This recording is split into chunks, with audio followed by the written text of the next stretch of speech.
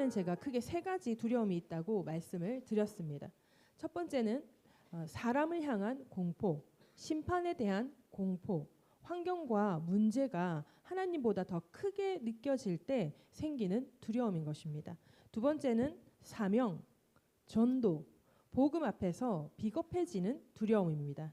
이것은 믿음이 부족할 때 생기는 위축되는 두려움입니다. 여기까지가 우리가 지난 두 주의 시간을 통해서 나눈 말씀이고요. 오늘은 세 번째로 하나님 앞에서의 경건한 경외, 거룩한 존경, 순종으로 이어지는 두려움을 뜻하는 포보스입니다. 오늘 본문이죠. 그리하여 온 유대와 갈릴리와 사마리아 교회가 평안하여 든든히 서가고 주를 경외함과 성령의 위로로 진행하여 수가 더 많아지니라. 아멘. 여기서 주를 경외함이라는 이 단어, 경외함, 이 단어가 원어로 포보스인 것입니다. 우리가 다루었던 그 첫 번째 두려움도 같은 단어를 쓰거든요. 포보스라는 단어. 첫 번째 포보스는 사람과 심판에 대한 공포입니다. 그런데 이 사도행전 9장에서 쓰고 있는, 오늘 9장 31절에서 쓰고 있는 주를 경외함도 포보스라는 단어인 것입니다. 사도행전 9장에는 사울이었던 바울이 예수님을 만나고 회심하게 된 사건이 기록되어져 있는 장입니다. 그래서 우리가 사울이었던 바울이 어떤 사람이었는지 다 아시겠지만 우리가 말씀을 통해서 다시 한 번 더 짚고 넘어가 보십시다. 사도행전 9장 1절 2절을 우리 다 같이 한번 합독해 보십시다. 사도행전 9장 1, 2절입니다. 시작. 사울이 주의 제자들에 대하여 여전히 위협과 살기가 등등하여 대제사장에게 가서 다메섹 여러 회당에 가져갈 공문을 청하니 이는 만일 그 도를 따르는 사람을 만나면 남녀를 막론하고 결박하여 예루살렘으로 잡아오려 함이라. 아멘. 예수님의 제자들과 예수를 믿는 모든 사람들을 다 잡아 죽이고자 어땠냐면 위협과 살기가 등등했다고 했어요. 그러니까 그냥 예수를 믿는다. 그럼 예루살렘을 벗어난 어디든지 가서 예수를 믿는다면 잡아서 예루살렘으로 데려와서 사형을 청하는데 그 일을 자기가 감당하겠다는 거였던 거죠. 그래서 이 사울의 눈에 위협과 살기가 등등했다는 것입니다. 그런데 다메섹으로 가는 길에 예수님의 음성을 듣고 회심하여서 예수님을 믿는 그리스도인이 된 것입니다. 이러한 사울이었던 바울이 이제 예루살렘으로 돌아왔어요. 그래서 뭐라고 합니까? 제자들에게 이제 나도 예수님을 믿게 되었다. 내가 다메섹 도상에서 예수님을 만났다. 그래서 나도 예수님을 믿는다. 그러니 우리 함께 교제하자. 내가 여기서 복음을 전하는데 내가 너희들과 함께 이야기를 나누고 싶다. 그러니까 얼마 전까지만 해도 교회 문 닫아라. 교회는 없어져야 한다. 교회는 처벌해야 된다. 막 이렇게 밖에서 외치던 사람이 갑자기 어디 가다가 예수를 만났다면서 우리 교회 안으로 들어와서 내가 예수를 만났다. 그러면서 막 같이 우리 이야기를 나눠보자. 예수님에 대해서 좀 더 같이 알아가보자. 막 이렇게 한다면 얼마 전까지만 해도 이 그리스도 교회라는 이 종교를 불법으로 취급하고 막 그 사람들은 다 없어져야 한다. 교회가 없어져야 된다. 막 그랬던 사람이 갑자기 교회로 들어와서 같이 교제를 하자고 한다면 이게 진짠지 아니면 이 시대 당대의 시대를 얘기한다면 제자들을 잡아들이기 위해서 그 공간, 그들이 모이는 공간으로 잠입하기 위함인지도 모르는 일이잖아요. 지금은 우리가 교회가 오픈되어서 누구나 들어올 수 있는 공간이 되어 있지만 그 당시에는 그 오순절날 마가이다라 합방 이후에 예수님의 제자들은 이 공개적으로 예배를 드리거나 이렇게 할 때 다 잡아가기 때문에 다들 숨어서 안에서 예배를 드리고 있었단 말이에요. 그런데 내가 이제 예수를 믿는다. 그래 내가 너희가 함께 교제를 하자. 너네가 있는 곳이 어디냐. 막 이렇게 하면 들어와서 그 거기를 알고 거기 있는 사람을 다 잡아가려는 것이 이제 알 수가 없잖아요. 그래서 이 초대교회 이 예수님의 제자들이 사울이었던 바울이 두려울 수밖에 없었단 말이에요. 그런데 그 당시에 바나바라는 사람이 있었어요. 그 사람은 성령과 믿음이 충만한 사람이라는 거예요. 그 사람이 사울이었던 바울을 데리고 와서 이 사람이 어떻게 해서 예수님을 만난 사람이다. 그러면서 바울을 보증을 서는 거야. 그리고 저 바울이 예루살렘 안에서 얼마 전까지만 해도 막 예수 너네 다 죽어야 돼. 너네 다 그런 이단이라 그래. 너네 집 이단이야. 너네 집 이상한 거야. 막 잡아들이려 했던 사울이었던 바울이 예수는 그리스도다. 예수는 그리스도다. 예수를 믿고 구원을 받아야 한다. 막 성령을 받아라. 막 이렇게 하니까 계속 그러니까 진짠가? 그러면서 그의 행보를 보고 이제는 사도 바울을 받아들이게 된 거예요. 사도행전 9장을 통해서 알 수 있는 것이 당시의 제자들은 사울을 비롯한 유대인들로부터 사람을 향한 공포인 포보스가 첫 번째 사람을 향한 세상을 향한 공포 포보스라는 단어가 있다 그랬잖아요. 그 포보스를 먼저 경험한 거예요. 사울을 통해 경험하게 되고 유대인들을 통해 자기 동족들을 통해 잡아서 죽이려는 그 위협과 두려움에 떨고 있었단 말이에요. 이러한 포보스를 먼저 경험한 거죠. 그리고 사도행전 9장 26절 사울이 예루살렘에 가서 제자들을 사귀고자 하나 다 두려워하여 그가 제자됨을 믿지 아니하니 이 두려움도 공포의 포보스였던 거예요. 이러한 사람을 향한 공포를 먼저 경험한 다음에 그것을 경험해 본 상태에서 그 공포보다 더 크신 경외의 대상이신 하나님을 경험하게 되는 사건이 바로 사도 바울의 회심 사건이고 이것이 사도행전 9장에 기록되어져 있는 거예요. 그래서 초대교회 예수님의 제자들은 주님을 향한 포보스가 생길 수밖에 없는 거예요. 두려운데 경외의 대상이신 그 하나님을 향한 그 경외, 존경, 포보스가 생길 수밖에 없는 거예요.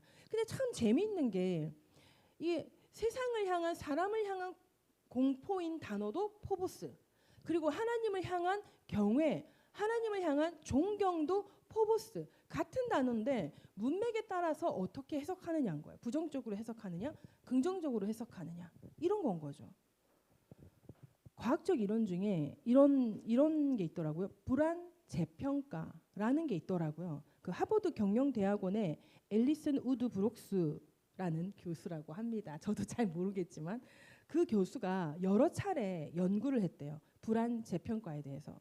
그래서 불안감을 낮추는데 이 불안 재평가가 효과가 있을 뿐 아니라 수학 시험을 친다든지 아니면 연설을 한다든지 아니면 어떤 이 사람들 앞에 서야 하는 그러한 상황에서 이 불안을 재평가하게 될 때 수행 능력이 훨씬 더 좋아진다는 것을 입증했다고 합니다. 노래를 부르는 일, 카메라 앞에서 강연을 하거나 요즘에 또 우리 유튜브 촬영을 하시는 분들 많잖아요. 그 세워놓고 1인 유튜브, 1인 방송, 그런 유튜브를 이제 녹화를 한다거나 이렇게 또는 면접 또는 중요한 시험을 치는 이런 다양한 상황에서 사람이 어떻게 되냐 불안하잖아요. 심장이 막 뛰잖아요. 그런 불안의 어떤 두려움, 이런 두려움, 이 불안이 이게 있잖아요. 사람이 뭔가 흥분하는 상태 있죠. 설렘과 흥분의 상태와 똑같다는 거예요. 이게 생리학적으로 몸은 똑같게 반응한다라는 거예요. 그래서 어떤 차이냐? 몸이 일단 반응하는 것은 불안도 흥분도 똑같이 반응을 하는데 내 생각을 내가 불안해, 무서워, 두려워라고 생각하는 순간 뇌가 그 불안과 공포를 생각하게 되는 거야. 그런데 막 심장이 뛰고 막 이렇게 되는 상태에서 우와 재밌겠다, 이야 흥분된다, 이야 설렌다 라고 하면 이 뇌가 이걸 반응한다라는 거야. 그러니까 긴장되는 상태에서 그 긴장을 그러니까 이런 거죠. 불안을 이게 긴장 상태인데 이걸 진정해야 돼. 그래서 뭐 먹죠 그거? 우황청심은 있죠. 저도 중학교 때도 우황청심은 중학교 때부터 왜냐하면은 콩쿠르를 나갔는데 중2 때 콩쿠르를 나갔는데 처음 혼자서 그 부산대교 무대가 높아요. 지금은 이름이 바뀌었는데 거기 높아요. 높은데 거기서 교수님들이 앞에 이렇게 주르륵 앉으셔가지고 표정 안 좋거든요. 웃어주지 않아요. 그런 데서 이제 이 실기를 그러니까 무용을 해야 되는 거죠. 얼마나 떨리겠어요. 진짜 좀 떨리거든요. 무섭거든요. 이런 어릴 때부터 이런 심장 벌렁거림이라고 해야 되나 그런 거를 많이 경험을 해가지고 그럴 때 이제 저희 어머니가 우황청심을 하나를 먹어라. 진짜 그 어릴 때 못 먹겠는 그 우황청 심원을 꿀떡 삼킨 거예요. 물로 꿀떡. 그러면 이제 그 우황청 심원의 기능이 이제 약효가 이게 약간 진정된다라고 하잖아요. 근데 저는 우황청 심의 효과를 잘 모르겠더라고요. 아니면 그 떨림이 더 커서 그럴 수 있는데 이런 불안의 이 긴장감이 이게 진정이 안 되는 거예요. 사람이 일반적으로 진정이 안 되는데 이 긴장되는 기분을 이건 내가 지금 흥분한 상태야 라고 내가 인식하면서 내가 그러니까 선포하는 거죠. 내가 선포하면 내 뇌가 그렇게 인식을 한다는 거예요. 그래서 일종의 그런 긴장감을 진정시키려는 것보다 나의 지금 긴장은 내가 지금 흥분한 거야. 나는 지금 설레는 거야. 라고 뇌를 납득하는 게 훨씬 빠르고 훨씬 편하다는 거예요. 이 사람의 이 생리적인 본능이 그렇게 돼 있다라는 것입니다.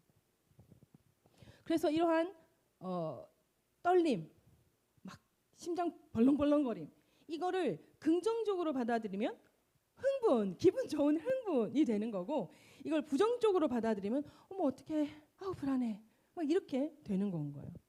이거를 준비를 하면서 이게 동전의 양면과 같다라는 생각이 드는 거예요. 동전은 양면을 다 가지고 있는데 다른 모양이잖아요. 이 리모컨이 어디가 앞이에요? 지금 여기가 앞인가요? 여기가 앞인가요?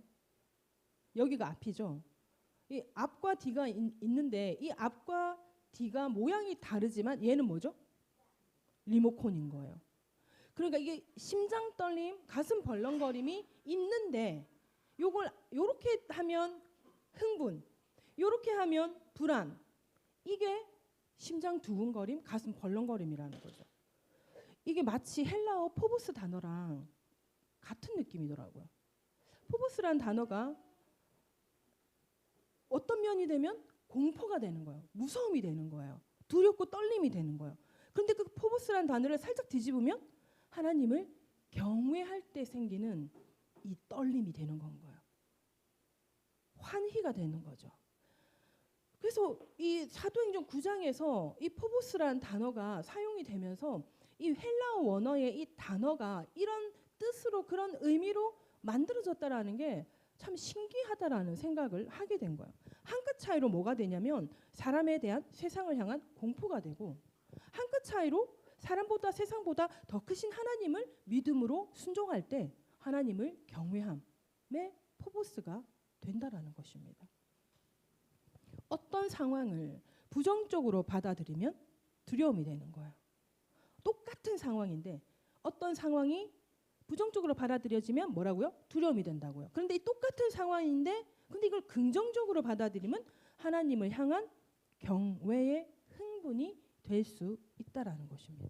우리의 삶에서 불안이나 공포 이런 것을 우리가 흥분으로 바꾼다면 다시 말해서 두려움과 공포를 하나님을 향한 경외로 바꾼다면 우리의 삶에는 정말 많은 하나님의 부흥이 일어나게 될 줄로 믿습니다. 그리고 세 번째 두려움 이 포보스 첫 번째 뜻은 공포 우리가 첫 번째로 나눴던 공포의 포보스 세 번째로 지금 나누고 있는 이 포보스가 뭐냐면 하나님을 경외함이다. 하나님을 존경함이라 그랬잖아요. 이 경외와 존경에 가장 가까운 단어가 이 신약 성경에 있더라고요. 히브리서 5장 7절에 한번 찾아볼까요? 같이 합독합니다. 시작. 그는 육체에 계실 때에 자기를 죽음에서 능히 구원하실 이에게 심한 통곡과 눈물로 간구와 소원을 올렸고 그의 경건하심으로 말미암아 들으심을 얻었느니라. 어떤 상황이냐면 죽음에 이르는 상황이었던 거예요. 죽음을 생각하는 그런 상황. 죽음에서 능히 구원하실 이에게 심한 통곡과 눈물로 간구와 소원을 올렸다라고 되어 있잖아요. 그렇기 때문에 정말 죽음을 앞에 놓고 심한 통곡과 눈물로 간구하는 소원을 올린 거예요. 그것을 올렸고 그 올린 그의 경건하심으로 말미암아 그의 경건하심을 하나님께서 들으심을 얻었다. 이 표현인 거죠. 하나님께서 들으셨다라는 거죠. 이게 뭐냐면 예수님께서 심한 통곡과 눈물로 간구의 소원을 올렸는데 그러한 그 예수님의 이 태도가 경건하심이었다는 거예요. 하나님께 들으신 바 되었다라는 건 거죠. 이 경건하심으로 말미암아의 이 경건하심이 원어로 율라베이아라는 거예요. 뜻이 경외함, 조심스럽고 신중한 태도, 하나님 앞에서의 깊은 존경과 순종. 예수님께서 십자가 처형을 앞에 놓으시고 이 겟세마네 동산에 올라가서 3시간을 기도했다 그러잖아요. 이 잔을 할 수만 있다면 내게서 들어 옮겨 주시옵소서. 그러나 내 뜻대로 마시고 하나님 뜻대로 하옵소서. 예수님께서 내가 이제 십자가 처형을 당한다는 것을 알게 됐는데 생각만 해도 너무나 끔찍한 일이잖아요. 그 당대에 십자가 처형을 당하는 사람들의 이 매를 맞는 어떤 수준이라든지 이런 것들을 알고 있을 텐데 그것을 지금 예수님께서 고스란히 그냥 당해야만 하는 거예요. 왜냐하면 그렇게 갈고리 채찍에 맞으시고 피와 물을 다 흘리셔야만 우리의 이 구원하심과 우리의 치유하심과 우리의 건지심, 우리를 자유케 하심 이걸 다 이루실 수가 있는 건 거예요. 그렇기 때문에 그거를 하셔야 되는데 그런데 이게 너무너무 고통스럽다는 걸 아니까 심한 통곡과 눈물로 간구하면서 할 수만 있다면 이 잔을 제게서 들어 옮겨 주십시오. 그러나 내 뜻대로 마시고 하나님 뜻대로 하옵소서. 조심스럽고 신중한 태도로 하나님 앞에서의 깊은 존경과 순종으로 나아간 거예요. 이거는 단순한 착함에서 나오는 마음이 아니라는 것입니다. 하나님을 깊이 두려워하고 하나님을 존중해서 완전히 순종하는 태도를 의미한다고 합니다. 신약 성경에서 경건한 경외에 가장 가까운 단어 이 율라베이아가 예수님께서 하나님을 향해 가지신 경외와 순종의 태도를 표현하는데 사용된 단어라는 것이에요. 이러한 예수님의 태도를 우리가 본받아야 함을 강하게 연결하고 있는 말씀이 바로 히브리서 12장 28절입니다. 히브리서 12장 28절 시작. 그러므로 우리가 흔들리지 않는 나라를 받았은즉 은혜를 받자. 이로 말미암아 경건함과 두려움으로 하나님을 기쁘시게 섬길지니. 아멘. 히브리서 5장 7절이 하나님을 향한 예수님의 태도라면 히브리서 12장 28절은 하나님을 향한 우리의 태도를 말씀하고 있는 것입니다. 그리고 여기서 경건함과 두려움, 이 두려움이라는 단어가 또 나왔잖아요. 이 두려움이라는 단어가 데오스라는 단어인데 이 단어의 뜻이 압도되는 떨림이라는 거예요. 압도되는 떨림. 그래서 이 단어는 세 번째 경건한 경외 안에 포함되는 하위 개념이라고 합니다. 사실 이 히브리 헬라어가 이 목적격, 여성, 단수, 복수, 남성격, 단수, 복수 이게 사실 너무 복잡하거든요. 정말 복잡해서 히브리어, 헬라어를 공부하는 게 정말 쉽지가 않은데 그런데 이 데우스라는 단어는 어찌 되었든지 간에 세 번째 포보스 그 단어에 포함되는 하위 개념이라는 거예요. 그래서 압도되는 떨림, 하나님을 향해 압도되는 떨림 이것이 첫 번째 포보스냐 세 번째 포보스냐 이렇게 되는 건 거예요. 하나님을 향한 압도되는 떨림 이게 긍정적인 두근거림 긍정적인 가슴 벌렁거림이 되는 건 거예요. 그런데 이것이 조금만 잘못 틀어지면 세상이 보이고 하나님이 안 보이게 되면 내 문제가 더 크게 보이게 되면 그러면 공포의 포보스가 된다라는 것이죠. 율라베이아가 하나님 앞에서 예수님과 우리의 태도를 말하는 것이라면 이 데오스라는 단어는 하나님 앞에서 우리의 감정이 어떠해야 함을 가르쳐주는 단어인 것입니다. 그래서 히브리어와 헬라어의 사용은 엄청 과학적이라 그러거든요. 그래서 우리가 이 단어의 해석을 보면서 우리가 하나님 앞에 어떤 두려움과 떨림을 가져야 하는지 그리고 압도되는 떨림 그런데 두려움의 떨림과는 또 다르다라는 거예요. 경외와 존중 이러한 떨림이라는 거죠. 우리가 3주 동안 크게 3가지 두려움에 대해서 알아보았어요. 첫 번째는 사람과 세상을 향한 공포, 심판에 대한 공포로 환경과 문제가 더 크게 느껴질 때 생기는 두려움입니다. 이러한 두려움은 우리가 버려야 할 두려움인 거예요. 이러한 두려움이 들 때 이걸 동전의 양면과 같이 또 불안 재평가와 같이 나는 불안하고 무서움의 떨림이 아니라 어떤 세 번째 하나님을 향한 경외와 존중의 포보스, 긍정의 떨림으로 마음을 변화시켜야 된다는 거예요. 감정을, 우리의 생각을 변화시켜야 한다라는 거예요. 그래서 이 첫 번째 포보스의 두려움이 느껴질 때는 이거는 버려야 할 두려움인 거예요. 이 버려야 할 두려움, 이것을 버리고 세 번째 하나님 경외, 하나님 존경, 순종으로 이어지는 포보스, 율라베이아, 데오스의 태도와 감정이 우리에게 필요하다라는 것입니다. 그래서 이 세 번째 하나님 앞에서 우리의 포보스는 우리가 지녀야 할 두려움인 것입니다. 그리고 두 번째가 뭐였죠? 사명, 전도, 복음 앞에서 우리가 비겁해지는 두려움인 거예요. 이것은 우리가 믿음이 부족할 때, 믿음이 부족하다는 것이 예수를 믿은 지 얼마 안 된 사람 오히려 믿음이 더 커요. 아시죠 그거? 예수님을 갓 만난 사람들은 믿음이 엄청 커요. 예수님을 믿고 신앙생활을 오래 하는데 오래 하다 보면 믿음이 엄청 많이 성숙하는데요. 그런데 어떤 순간에 희한하게 믿음이 부족해질 때가 있다라는 거예요. 그때를 지나고 나면 어머 내가 왜 그랬지? 라는 생각이 들 정도로 아이고 내가 그때 왜 그런 생각을 가졌지? 문제보다 크신 하나님만 딱 바라보기만 하면 되는데 내가 왜 그랬지? 라고 그런 생각들을 할 수가 있는 그런 건 거예요. 그래서 이 사명, 전도, 복음 앞에서 비겁해지는 이 두려움, 믿음이 부족할 때 생기는 위축되는 이 두려움, 이거는요 우리가 경계해야 할 두려움인 거예요. 언제라도 어떤 모양으로 누구에게나 사단이 공격할 수 있는 건 거예요. 이거는 어떻게 되냐면 우리가 그것을 빨리 깨달을 수 있어야 돼요. 빨리 깨닫고 경계하고 그것은 예수 이름으로 대적해야 된다는 거예요. 그래서 예수를 믿고 구원받은 하나님의 자녀들이 여전히 두려움과 무서움과 불안함을 느끼는 것은 지극히 자연스러운 일이라는 것입니다. 중요한 것은 이 두려움의 성질이에요.